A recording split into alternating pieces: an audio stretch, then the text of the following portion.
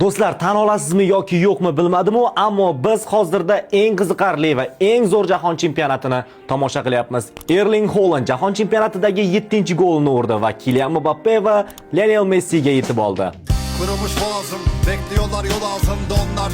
Tasavvur qiling, har bir mamlakatning eng katta yulduzi 7 tadan gol urgan. Holbuki turnir endigina nimchorak final bosqichida. Bir necha yil oldin ko'pchilik Haaland Norvegiya safida o'ynagani uchun ehtimol hech qachon jahon chempionatida qatnasha olmaydi derdi. Bugun esa u faoliyatidagi ilk jahon chempionatida ishtirok etyapti va allaqachon 7 ta gol urdi. Bu aqldan ozdiradigan natija, chunki Haalandda juda kam futbolchilarda bo'ladigan qobiliyat bor. U 89 daqiqa davomida deyarli to'pga teginmasligi mumkin, ammo bitta imkoniyat berishingiz bilan o'yin taqdirini hal qila oladi. Braziliyaning o'yini esa juda xavotirli bo'ldi. Jamoa hech qachon raqibga jiddiy bosim o'tkaza olmadi. Ustunlik ham ko'rsata olmadi. Ochig'ini aytganda, o'yin taqdirini o'zgartirishga uringan yagona futbolchi faqatgina Vinicius Junior edi. Menimcha, u faoliyatidagi eng yaxshi jahon chempionatini o'tkazdi. Ammo bitta vaziyatni tushunish qiyin. Agar sen Braziliyaning eng katta yulduzi bo'lsang, nega penaltini o'zing tepmading? U bu mas'uliyatni Bruno Guimaraesga topshirdi, ammo Bruno penaltini golga aylantira olmadi. Tashqaridan qaraganda bu qarorni tushunish juda qiyin edi. Shu tariqa Norvegiya yana bir tarix yoza oldi. Erling Haaland esa mana shunday katta o'yinlar uchun yaralganligini